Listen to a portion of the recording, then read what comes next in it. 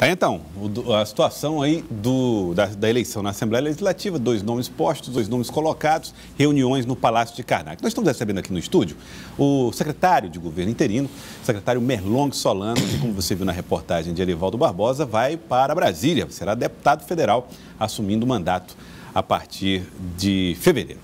Deputado Merlong Solano, boa tarde, seja bem-vindo aqui ao nosso Jornal do Piauí. Primeiro, por que a decisão de ir a Brasília? Boa tarde, Joelson. Boa tarde, Erivaldo. Boa tarde, deputado. Bom, eu fiquei como primeiro suplente. O governador, chamando um parlamentar federal, já achou convocado pela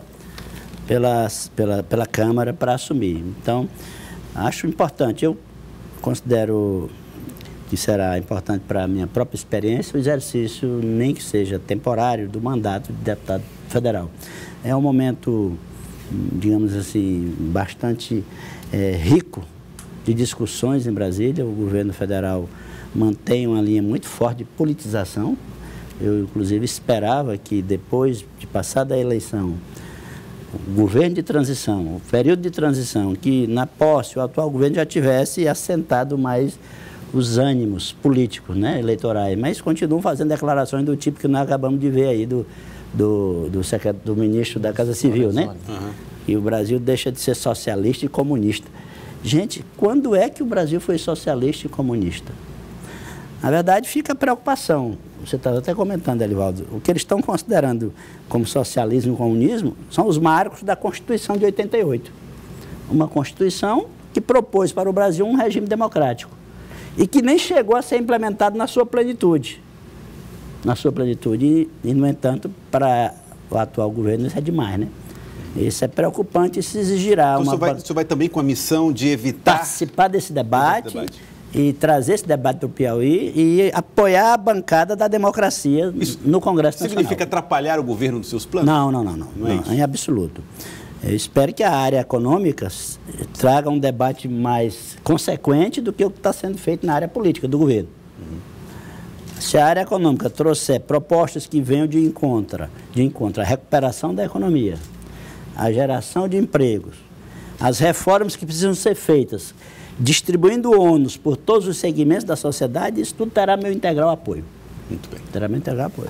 O que o senhor projeta em relação, por exemplo, à interlocução do governo do Piauí no governo do presidente Jair Bolsonaro? Pois é, nós temos muitos temas pendentes em Brasília, né? Questões, por exemplo, como a retenção indevida de recursos do Fundo de Participação do Estado pelo governo Temer. A nossa crise aqui não se deve só à crise da economia, que é o principal fator, mas também à retenção de recursos pelo governo federal. Tanto os estados estão sofrendo com isso, quanto os municípios. Isso foi discutido com o governo Temer, nós discutiremos com o governo Bolsonaro. E o que nós esperamos, Erivaldo, é que o governo tenha uma postura republicana. Ou seja, que aquilo que é de obrigação do governo federal para com os estados seja implementado independente de quem seja o governador, de que a que partido pertença ao governador do estado. Eles falaram em despetização do governo quando houve as exonerações de 300 cargos federais lá no gabinete da Casa Civil. Como é que o senhor interpreta esse tipo de declaração? Pois é, a despetização aconteceu na hora do golpe. Quando Michel Temer assumiu, já foi numa linha de ruptura com o PT. Será que algum petista defendeu o afastamento da presidente Dilma? Claro que não. Então, o que havia de influência do PT no governo acabou quando Michel Temer assumiu. As linhas de governo adotadas pelo Michel Temer foram diametralmente opostas às que nós implementamos no nosso governo. Você vê, parou Minha Casa Minha Vida, acabaram Farmácia Popular, enfim, aquelas questões que eram mais caras para o nosso partido foram paralisadas pelo governo Temer. Então, a ruptura prática já aconteceu. No âmbito local, secretário, o governo está às voltas aí na elaboração, o senhor tem participado de todas as reuniões, os encontros lá no Palácio de Karnak, de formatar, de terminar, de concluir uma proposta de reforma administrativa. O que é que o senhor poderia adiantar de como vai ser esse mandato do ponto de vista administrativo, da sua estrutura administrativa? O que fica, o que desaparece? Pois é, considerando a experiência desse mandato que se encerrou agora, um mandato bastante difícil em função da crise econômica, e as perspectivas de uma recuperação lenta da economia, aliado ao fato de que nós não esperamos muito apoio do governo federal, o governador quer ajustar o Estado para esta transição, para este momento, de modo que ele recupere a capacidade do Estado de fazer investimento através de uma melhoria do controle das despesas. Então, nós teremos, de fato, algumas mudanças significativas. Tanto uma redução do número de unidades gestoras, né? Aquelas que são autorizadas a fazer despesas. Teremos redução, fusão de secretarias, extinção de coordenadorias. Teremos diminuição de unidades gestoras, por exemplo. Alguns hospitais perderão essa atribuição de autonomia para realizar a despesa. Teremos uma quantidade muito menor de deputados sendo chamados para serem secretários. Talvez essa seja a mudança mais significativa. Já tem um limite? E teremos também 5, muito mais controle do custeio e dos terceirizados. Se já tem um limite? O governador vai anunciar. O que eu posso dizer é que será um número muito menor. Isso representa uma economia muito grande? Isso representa... Sim, representa também uma economia, e muda, mas sobretudo uma mudança política. Sim, um gesto. Acaba com aquele conceito, enfraquece aquele conceito de que cada parlamentar tem que gerir uma secretaria. O governo é um governo amplo, são 25 deputados estaduais, 8 deputados federais. Não há como manter essa tradição antiga de que cada parlamentar tem que gerir uma secretaria. O parlamentar será contemplado dentro de um governo que tem objetivos a atingir. Melhorar a qualidade dos serviços, levar mais investimentos para todo o estado do Piauí. Então, quanto mais interação entre o parlamentar e esta linha de governo, tanto mais resultado ele obterá para a sua base. Essa cobrança de resultados com metas, uma gestão bem mais firme, pode levar a prejuízos políticos, o senhor acredita? Acredito que não. O governador é muito habilidoso e a base compreenderá isto. Quer dizer, nós estamos chegando num ponto, no momento da verdade, que eu acho que tem que incluir o poder executivo e os outros poderes.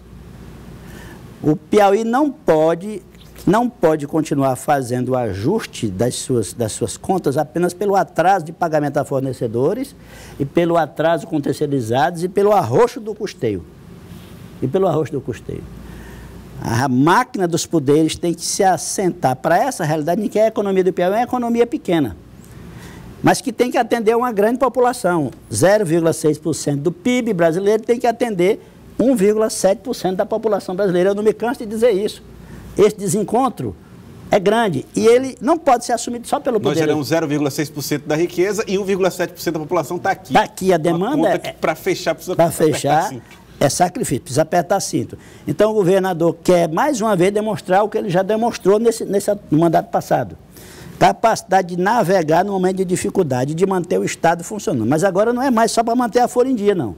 A folha vai continuar em dia, mas além disso, retomar o ritmo de investimentos com um grau maior. Influência do Karnak na eleição da Assembleia? Bom, a base são 25 deputados.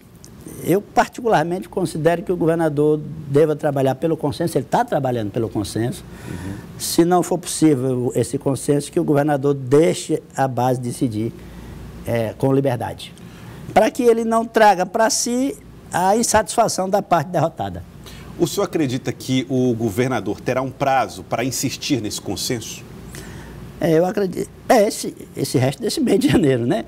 É uma eleição que só envolve 30 deputados. Você acabou de dizer que agora estão falando que tem 38, né? A história do mandato, do voto dobrado, né? Mas é uma eleição muito particular. São 30 eleitores, não é? Tem essa particularidade de ser voto secreto, pode ter surpresa, como teve na passada, de 2015, né? De 2015. Mas que é uma coisa que dá para resolver até na última hora, né? Acho que o prazo vai até a noite do dia 1º, viu?